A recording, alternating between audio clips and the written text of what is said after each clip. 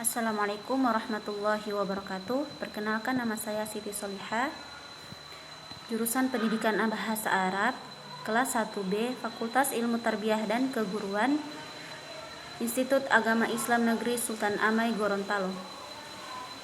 Saya akan memaparkan hasil dari bacaan artikel saya yang berjudul tentang epistemologi. Epistemologi adalah cabang ilmu filsafat, berasal dari kata episteme dan logosa.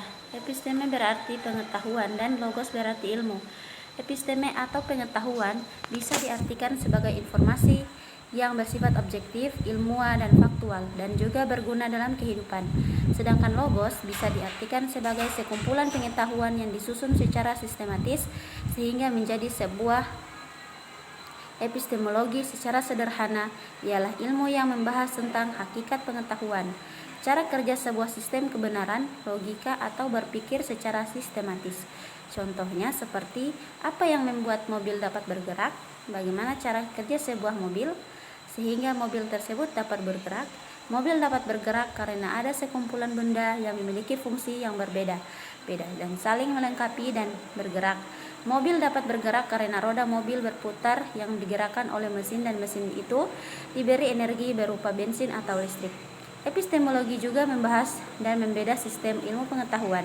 Bisa diibaratkan epistemologi ialah seperti pisau bedah yang siap membedah organ-organ manusia atau makhluk hidup lainnya. Misalnya seorang manusia yang dicurigai mati keracunan kopi sianida, lalu pisau bedah itulah yang dipakai untuk membedah organ-organ manusia yang dicurigai berisi sianida tersebut. Apakah benar manusia tersebut mati keracunan sianida atau hanya karena asam lambung yang ia derita cukup lama, atau ada hal lain yang belum diketahui seperti virus jenis baru dan lain-lain. Jadi, untuk menunjukkan kebenaran yang objektif, maka diperlukan proses yang panjang untuk meneliti akan hal tersebut dengan metode yang ilmiah, logis, dan objektif. Epistemologi dibagi menjadi 3 bagian, yaitu logika, meteologi, dan filsafat ilmu. Logika secara khusus membahas tentang sistematika berpikir, bernalar, dan berargumen. Meteologi secara khusus membahas tentang cara mendapatkan pengetahuan dan kebenaran, menyeimbangkan ilmu pengetahuan dan sebagai alat untuk meneliti sebuah permasalahan. Sedangkan filsafat ilmu secara khusus membahas tentang hakikat dari sebuah ilmu, hakikat terbentuknya sebuah ilmu, dan lain sebagainya. Adapun metode berpikir yang dihasilkan dari epistemologi yaitu yang pertama adalah rasionalisme. Rasionalisme merupakan sebuah metode berpikir yang berpandang bahwa segala sesuatu yang berkaitan dengan bernalar yang harus didasari dengan rasio atau pengukuran, pola dan logika. Dengan begitu kita baru dapat mendapatkan sebuah kebenaran. Rasio secara sederhana dapat diartikan sebagai rumus dan pola. Namun dalam konteks yang lebih luas, aspek rasio meliputi pola, rumus, imajinasi, ide, logika, dan insting. Rasionalisme contohnya seperti manusia sedang berburu harimau.